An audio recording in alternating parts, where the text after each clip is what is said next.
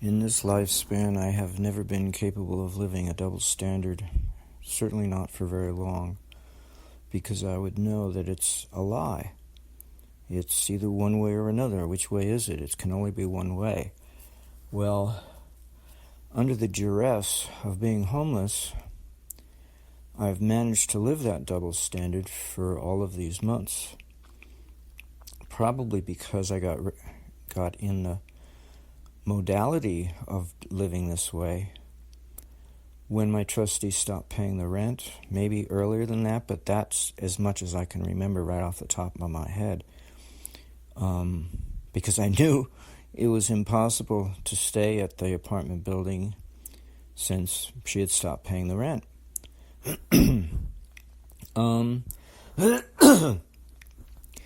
So what I'm finding is, or being reminded of, is that staying in this hotel for the last, 9 nights, I think it's been, has shifted my awareness back to the standard upon which I had been living my entire life since I started to meditate at the age of 16. Namely, a householder's existence is an effortless, painless existence. There's nothing effortful or painful about it, because it need not be, because for every problem there's a solution. It's just a technicality to discover what it is. And thus there is no reason to suffer or argue or fight among the people you're living with, or struggle or make do without or whatever. It makes no sense, because the whole point of sleeping in a comfortable bed, having hot showers, having a 24/7 available toilet, clean bathroom, hot and cold running water, and a TV, oh my God, with multiple channels to choose from. And a nice comfortable chair to sit up and meditate. I actually started to meditate last night, because it's taken me this long to put myself back together again. And it was a very simple protocol. Borax in the morning and sea salt, sun-dried sea salts afterwards, the subsequent meal. Lots of liquids and very little solid food. And that helped put my awareness, my body, back together again, because I've been fractured all this time into a split personality, which is the dualistic personality that most people operate under. They go home at night and then they go out into the world, and they're two different worlds for many people, not everyone, but for many people, the contrast is remarkable that they survive. And Charlie Lutz used to say that, when you're a young soul, you tend to be a very strong nervous system because you haven't had a whole lot of experience, and thus you don't have any karma to wear you down. But once you start getting karma, it starts to eat away, and when it starts coming back to you, it starts to eat away at it starts to eat away right away. But when you initiate the karma, but it's not noticeable until it returns, and thus matures and bears fruit, and then the mind starts to weaken, and it can weaken with each subsequent lifespan to the point that you're ready, I guess, to give up everything. Because how else are you going to reach enlightenment?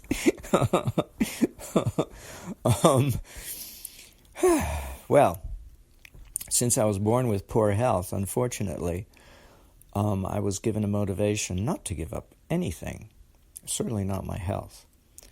And by putting it back together again, my body, my chemistry, my body chemistry, I was able to put my mind back together again. And so working Lyft now instead of Uber, which does not pay very well, very little business in the Lyft business,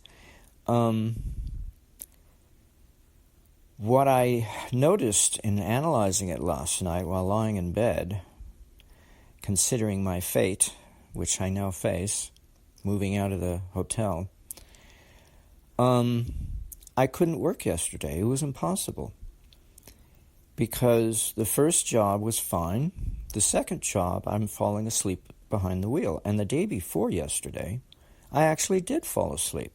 I literally fell asleep at the wheel while driving with a client to the airport, a block, or, I was in the midst of the airport vicinity, and I swerved into somebody else's lane because the road had curved, and I was still going straight. And he had to back away half a lane, move his car half a lane to the left to make way for me because I had moved into his lane, and he honked. That woke me up. I corrected my inadvertent lane change, said sorry to the customer, and they ended up tipping me $10. But regardless, it proved to me what I'm doing to myself, what I've been doing all along, and why I come up with all of these screwy dietary restrictions, which are nice, but they don't work very well anymore. I mean, for me, in as much as they require willpower, or did, and I had it because I was motivated to live the double standard, I guess, or no, well, live the double standard and somehow retain my sanity, which of course is a contradiction in terms. But I lost the will, and I went back to sloppy eating starches basically, because I know I can't handle starch, but I eat them anyway because everybody else eats starch. And I always used to eat starch, but I don't metabolize it very well at all. And then it ferments, creates alcohol, and then gives me the ease with which to psychologically induce, program my subconscious to want to go to sleep when I get behind the wheel, when a client gets in the car. Now, I used to blame it or give credit to the client calming me down, that, I must be lonely, and so I'm tense and nervous, worrying until a client shows up, and then I don't worry anymore. Well, no, but then I worry when I'm driving, and then I don't kill anyone.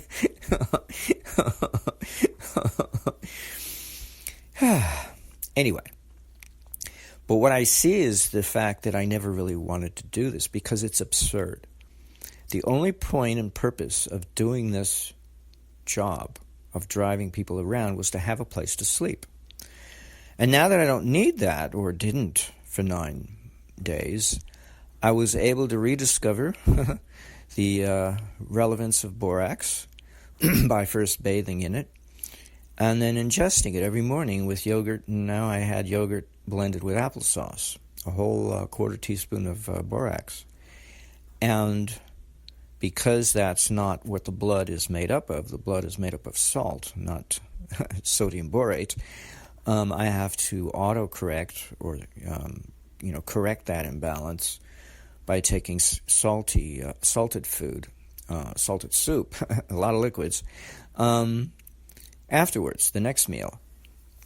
And Sprouts Natural Food Market has sun-dried sea salt, which is the best quality salt on the planet, in my opinion. Especially the literature I've read about sun-dried salt. Nobody makes sun-dried salt anymore, except very rarely. And this is definitely sun-dried. It's tremendous anyway.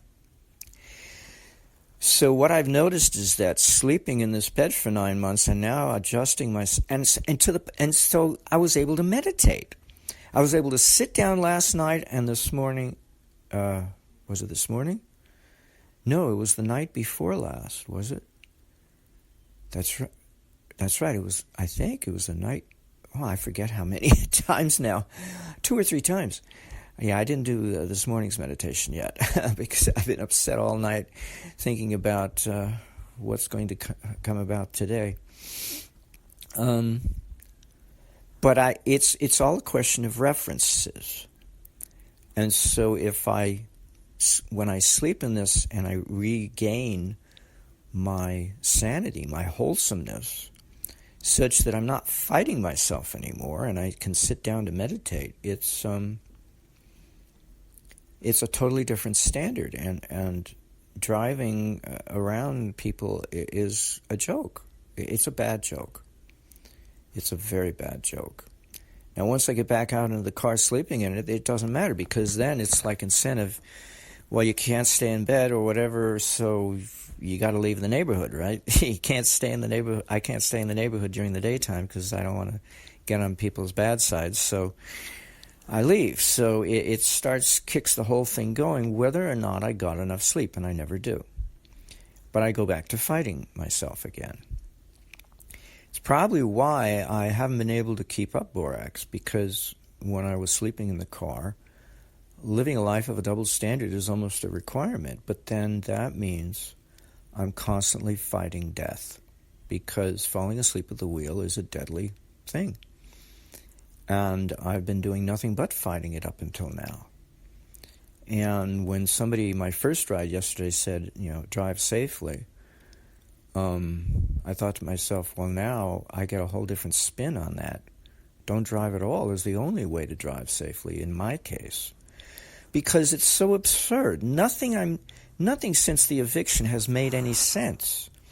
I mean, I destroyed the engine on the car that I used to think I owned, but I don't. The finance company owns it, but that I'm still making payments on. I mean, a mere $20 or $60 a month? That's nothing by comparison to what these rental charges have been for the past 8 months, because I destroyed that thing before I started driving people around, when I was still doing Instacart. But 3 years, 2 years ago, I don't know, I'm losing track. When I did Uber, it was different. I had a place to sleep at night. I had a car that was a reasonable cost to use for Uber, and so it made sense to work from 6 in the morning till 9 at night and make a ton of money and spend it on all kinds of frivolous expenses, some of them Angel, the alcoholic I was nursemaiding, but it made sense because I managed to keep most of my profits. But this way I don't keep any profits, and I fall behind. Hertz charged me a humongous amount of money, so now I lost $800 from my U.S. bank account, and it's now negative over $3,000. I think it's $3,200. They charged me $25, I think it was, the day I brought the car back, and I'm surprised U.S. Bank honored that. But in any case, so I switched to Chase some months ago because of the practices Hertz was doing, putting a hold on my account just before I'd pay the late weekly rate that I was late on. And then it would take 5 days for the banks to figure it all out, and then the hold would show up after the fact. So then it would go negative, and I'd have no money to pay for gas. And that was ridiculous. How am I supposed to work if they keep taking my money away after I gave it to them? So when it happened the second time, that's when I opened up the Chase Bank, and my Social Security hasn't switched over yet. In any case, I had $800 in that U.S. bank account, and now it's gone because I have to walk away from it. I have to ignore it. With Lyft, so I switched over to Lyft and their rental program. They gave me an incentive, a reward for starting with them of $160, so I only had to earn $40 for the rental. And I increased my rental because I really need personal miles. So I made it the minimum 100 miles, but that makes it $240. So $240 is a lot less than $367 or $92 or whatever, I was, paying for Hertz rental cars at the end, the SUV. Now I've got a little Nissan Altima again. Stinks like heaven, and it's got a bad filter. The filter is, I think, loaded with germs. So if I don't run the AC or the heat, I get those germs. But I'm not sure about the germs, but I do get a horrible odor. It's like one of these fragrances that are artificial, and it's so disgusting. I've learned to ignore it, but it's still disgusting. I've had homeless people in my car, or a few times leaving lice, so I've had to delouse the car by spreading diatomaceous earth throughout the car. I've since vacuumed it up, not right away.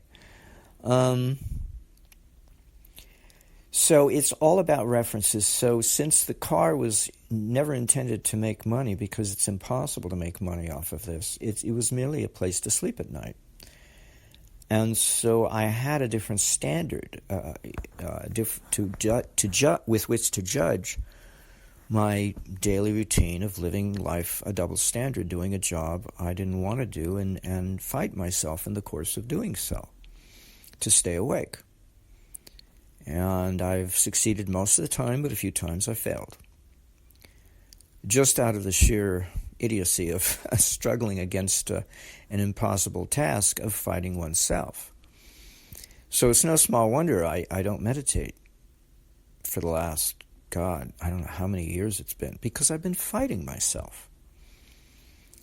And the last day or so, day and a half, I managed to glue myself back together again. You know, Charlie Lutz had a lecture about that. That was back in the 70s. I don't recall the circumstances upon which a person would become fragmented that he described. Or I don't even know if he did describe it at length. He didn't. I think he just mentioned in passing that having achieved that state of fragmentation, it's very, very difficult to put the mind back together again because it's shattered in a million pieces. And I now know from personal experience what that means. It means fighting oneself, living life a double standard. You know, going home and then going out into a world that doesn't make any sense, where everything wears you down and you can't possibly make ends meet, and you know it. And then it becomes a losing battle, and then you wonder, what the fuck am I doing? Because the contrast is so extreme, it makes no sense whatsoever. Now, most people who are not meditators, that's a different story. The outer world has encroached upon their inner world, so that even in their private affairs with their family, life is shit. And they made a movie out of it with Timothy Hutton's son. No, Timothy Hutton. That's right, Jonathan Hutton's son. And that guy who did MASH, I forget his name. The TV series. No, not the TV series. The original movie that spawned the TV series of MASH. It's on the tip of my tongue. I can't think of his name. Famous actor. He was the father, and Mary Tyler Moore was the mother. And it was literally about a family that was just torn asunder by the constant bickering that went on. Unbelievable. You know, that's drama. That's Hollywood for you. But I guess in some households that's the case. Some figure they don't mean it, right? They just do it because it's the way, because they're dramatic, they're hams. But in some families, it's the reality, and it's... I know one, and my classmate who got me inspired to start meditating constantly between her and her father. And my mom's, one of her brothers, one of my uncles, constantly bickering with his youngest, his daughter, constantly bickering. And he came back as her daughter, who made life miserable for her mom, and smiled doing it. And her mom just rolled her eyes because she didn't know the karma. I told her eventually, but anyway. So once I started to meditate, and I started to at least have a semblance of a life put back together again within myself, but not really. Because Charlie Lutz asked me one time, "How you doing?" And I said, "Charlie, it seems to me that I am standing opposed to myself, fighting myself." And he became so incensed. He turned away from me and poked the air with his finger, and instead of pointing at me, pointing at the air in front of him. In this lifetime, you're supposed to become natural. And I can see what that means, because you can't, if you live life a double standard, you can't become natural. You can't become yourself. It's impossible, because you're never yourself. You're fighting yourself. So even then I had problems, and I had already left the house by that time. Mom had kicked me out, so I was living in apartments that she was paying for, and I still felt that way, even though I had no trouble with my meditation at that time. You know, I'd go to the Friday night lecture that he gave, and we'd have the group med, and I had great meditations, you know, but he asked me an honest question, and I gave him an honest answer, one that was in my heart. And now it has come to full blossom. And it's definitely very suicidal. I had a therapist tell me that in the 80s, that you're suicidal, we can't see each other anymore, because she was in such a state of shock, seeing through to my soul, that she was devastated. She couldn't believe that I would be that way. And I didn't know what she was talking about. I had to take it on faith, whatever, you know, because I couldn't see life becoming so terribly strained that would come to the surface, because that's obviously the way I would logically think it, that nobody thinks or considers suicide unless they're pushed to the wall, and have the psychology to think that way. Otherwise, most people would fight back. They're fighters. But I'm not. I'm not a fighter. I never was. Certainly. Well, nowadays, I think that's why I picked up my study of electrical engineering, because it gave me the chance to fight people. Instead of just being belligerent. You know, for several years, it didn't, not right away, but when I came back from MIU, a failure 43 years ago, slowly but surely I became belligerent. And that was the beginning of my inner battle, in which I did not accept my fate, karma, my choices, the consequences of my choices, whatever. I didn't accept it. And so I fought them. Now, in a sense, I can understand what I was saying to Charlie was that I don't want to become enlightened because I don't want to deal with the shit that's waiting for me. Knowing that what I know, that it's there.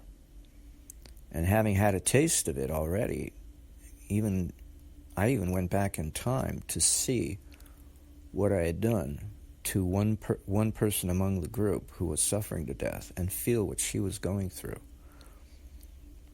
And for 2 weeks afterwards, I couldn't forget what I had experienced in my body, because after 2 weeks, I realized, analyzing it, that it was coming from space. It wasn't in my body. My body was simply taking up space, contacting the memory in Akasha of what I had done to that person. And now, after many years later, I suspect it was my mother that was among those people who were slowly dying of a merciless death that I had given the executive order to pronounce. But it took me a while to learn that I wasn't alone in the guilt. I was driven or pushed into it by others who wanted it done. And it was my mistake to get involved with that. But I did it out of self-preservation, to stay alive.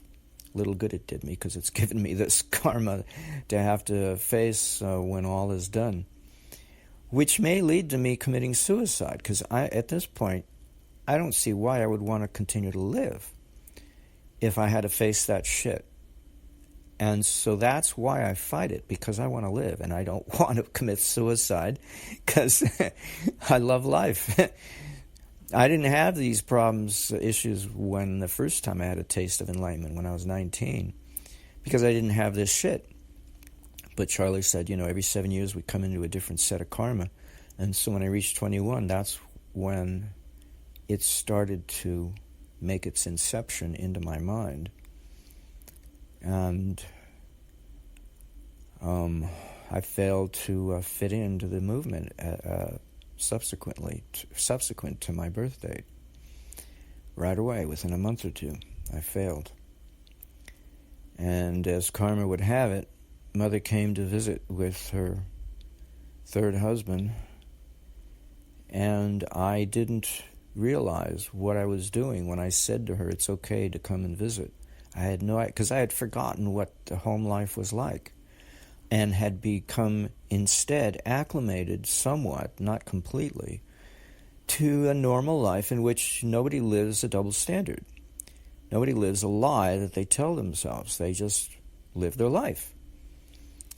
But when she came with him, I saw it as like luggage or baggage, and a reminder at what I left behind that I had been so fastidiously trying to forget. But, I didn't really, because I was fighting it.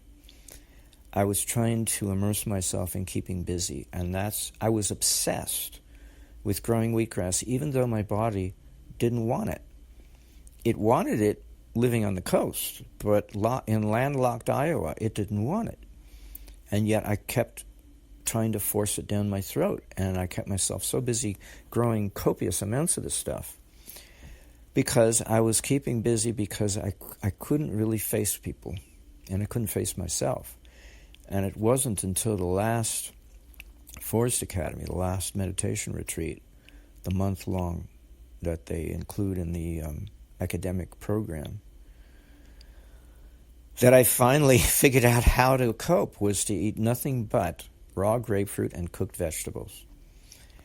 And I was able to settle down and have very nice, non-fighting internal struggle meditations.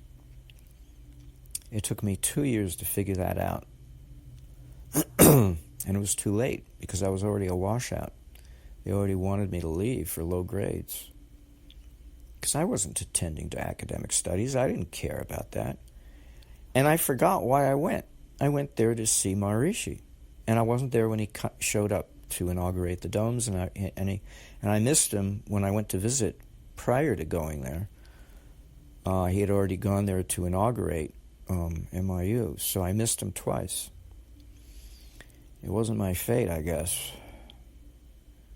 In any case, I've had a really tough life because I've lived among people who are not of my nature, and it has been tremendously difficult to exorcise what I had absorbed from them, because being gestated in the womb of an alcoholic for 2 trimesters has turned me into a sponge in which I absorb people, but I don't have any shield to protect myself. Literally anybody who wants to have an influence over me can and does, and use me as a doormat or a plaything, because I'm just a stupid idiot. I want to trust everyone implicitly, and if there are any signs or indications that things are not right, I ignore them on purpose, because I don't want to believe in bad news, that maybe I'm not among the right people. And I don't even know if there are any right people for me to be around, because the only reason why I'm here is probably due to Charlie. Otherwise, I should have incarnated thousands of years from now, because I just don't belong. And I knew that when I came back from MIU. I don't belong in this world. But here I am for one reason or another, and I guess it is karma. Or else I wouldn't be here, a misfit. And very incapable of making use of whatever gifts I was born with, except for entertainment or self-amusement. It's about all it amounts to. Which never was an issue when I had no problems with my meditation, because that made up the difference. And I could put up with any shortcoming. But now it's like I kvetch because it's disgusting. Anyway, I was very depressed for 10 years after I came back from MIU. It took a long time for that depression to lift. That was hideous. It was a nightmare. The whole time I was there, I forgot why I went. And I didn't remember until I came back. I knew before I left, and I knew after I came back. But while I was there, I knew nothing. I was in a daze. I literally thought the poles had shifted, and the sun set in the east and rose in the west, and the aurora borealis was in the south. which I did get to see along the horizon in the summertime, of all things, in the early morning summertime. But I literally had my compass direction, and I was in a daze the whole time I was there. I couldn't make sense of the compass being turned around. I couldn't make sense of anything, why I was there. I can't say I was a jerk, but I definitely was stupid. Clueless. Literally clueless. And it never dawned on me. Never. The entire time I was there, what I was doing, what I was there for. I think I had a momentary period of self-regard when we had a tornado warning and all of nature went quiet. Every single animal and insect didn't open their mouth, didn't make a peep. The June bugs. All those animals, not a peep. It was so quiet, it was unbelievable. But aside from that, I couldn't understand what I was doing. So now I got to move everything back into storage and sleep in a stinking car, possibly with lice in the back. Even though I cleaned it, somebody went and put their satchel down that had been on the ground while they were waiting for me to come up to see them, to pick them up, I mean.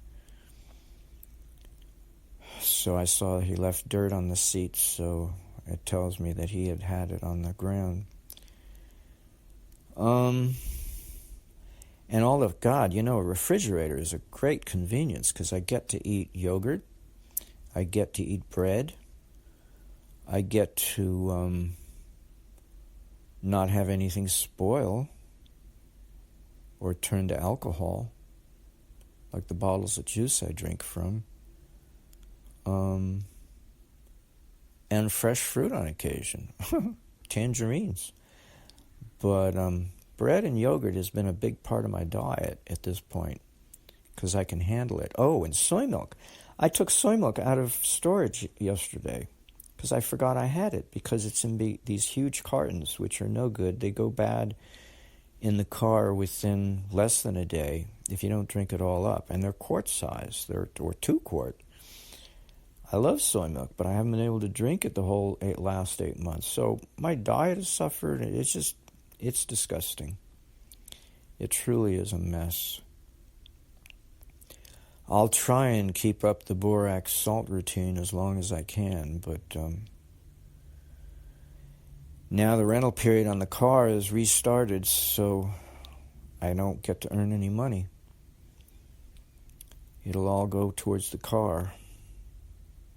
I've got $40 left on the plastic they gave me. They took 30 out this morning. I don't know what for, where it went or why. And return all the comforters. Be sleeping with comforters for a different reason. I've been sleeping with them in the hotel room because I always get so cold in the hotel room or jet plane. It's always too cold for me. So I brought all the comforters in, and I had the luxury of sweating last night in bed. What a privilege. I notice I don't need a whole lot of supplements when I take borax and salt. In fact, I don't need any supplements. I don't need seaweed, I don't need vitamin C, I don't need iron, I don't need calcium. Oh, I've been dependent on calcium and magnesium for years. So having borax and sea salt in the diet has been a boon because I immediately absorb it. It doesn't take any digestive force to break it down and or whatever. I don't get foot cramps, I don't get stomach cramps. It's the only reason why I take calcium and magnesium is because of stomach cramps. Calcium addresses and magnesium addresses foot cramps. But I don't get any of that. And I don't have to drink my pee either because I don't get my foot locking up into a claw in the middle of the night. I don't have to take any supplements if I take borax and salt. And a liquid diet. Mostly or predominantly liquid diet.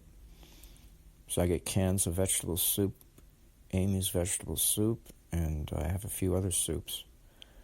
Butternut squash soup, but that has coconut milk in it, which is kind of heavy. I don't even need to drink coconut milk. Well, that's because of living in this nice warm room.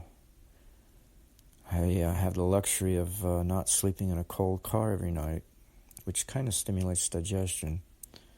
So usually I drink coconut milk because it comes in small cartons and it won't spoil that way. So it's been the only beverage other than water that I can drink. I can't even drink apple juice because that spoils in the car. Even the small Martinelli globular-shaped 12 or 8-ounce plastic jars, they spoil because I can never seem to drink it fast enough. Anyway, oh yeah, and I took out my air fryer. I've been using it for making sweet potato fries. Mostly, I think that's the only thing I like. I don't like anything else these days. Just light food. Applesauce. Yeah, I forgot I like applesauce. Somebody gave me pouches of applesauce yesterday. And a big tip so I could finish my laundry. So at least I got clean clothes. Anyway, so now I get to move back into storage. I have until 11 o'clock, and it's just about 8 o'clock, so I got 3 hours to move out. I'll probably do that first. I don't know what I'm going to do with the food. I don't have a clue. I don't have a clue with the perishable food. Sure has been nice staying here. Well, thank you, Bill. It didn't help Hertz, but it sure did help me enjoy 9 beautiful days. I can almost call that, what is it, 9 days of Shivaratri, or is it Mother Divine, or something? I think it's Mother Divine, isn't it? 9 days of Mother Divine. Boy, that was heavenly. I tried looking for other jobs, but it just really, I've spent a whole lifetime living a certain standard, and it's only out of desperation that I work, because I sleep in that car. I work for the car to sleep in because I know what it would be like to not have a car to sleep in. But living a comfortable life, there's no point or purpose to struggle. Why would anybody want to struggle to work? I mean, it doesn't make any sense. I don't know. Too bad I don't have any job skills. Well, no. See, that's the other problem. It's not that. That's what I've been telling people, but even that's not right. That's a lie. It's not for lack of job skills, because I could learn, right? But I don't, because I'm wired for voluntary service. For the longest time, I didn't do anything. I just griped about my situation, and then Charlie encouraged me to get into voluntary service.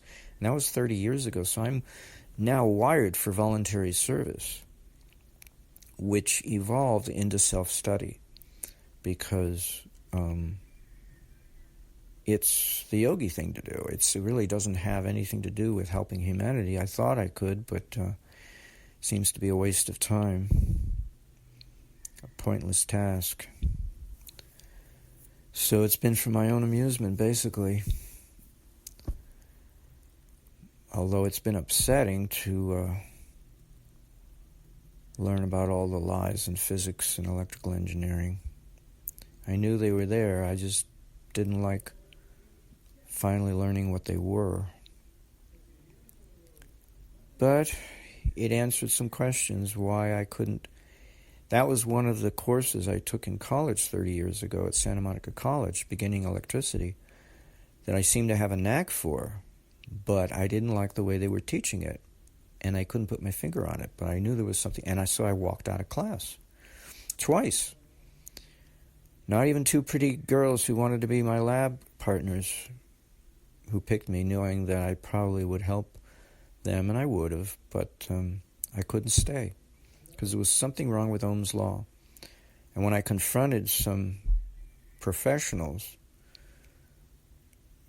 in the end they couldn't answer my questions because they knew what the answer was, and I had already stumbled on it, that they don't want electrical engineers to know the truth, because then they would stumble, literally accidentally fall into a knowledge of electrical engineering that's so different than what is commercially acceptable that it would destroy the economy and the Department of Defense at the same time.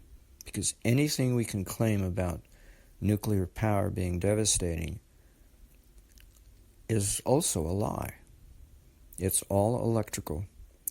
The whole basis of consciousness is electricity in its manifestation, at its simplest level of expression, where the relative and the absolute bridge is the projection of time into space to create what we think is matter, but that's just a charade. It's a charade. It's an illusion. It literally is an illusion because it's a dosha reality, a mingling of the gunas. It's not even the cause. The gunas are the cause, but the gunas, we don't see them. We only see the doshas. The gunas are the prime mover of the relative, but we don't even get to see them because they're in the ether and they have to be inferred. They cannot be measured, known directly, or anything. They're like imaginary. In fact, imaginary numbers enumerate the reality, the activity of the three gunas. And imaginary numbers have no physical existence, no physical proof. It's just some idea mathematicians came up with, the square root of -1. It's like, and they take it, and electrical engineers take it on faith because it's there's no other way to take it. They won't admit to it that they're having to take something on faith that is half of electrical engineering. The other half is an illusory effect enumerated by real numbers and what we call the physical. So all of physics is a sham because it's merely a mirage. So-called nuclear power and the periodic chart of the elements, all of that is a charade and a sham because it's just an illusion. It's a shadow cast on the wall, as Plato would say. It literally is, nothing but. And everything else has to be inferred that is the first cause and the prime mover of relativity. And yet, it is an aspect of electrical engineering that is the source of free energy that nobody wants to admit to because they're afraid they'll lose their jobs and their reputation and be laughed at. I'm already being laughed at.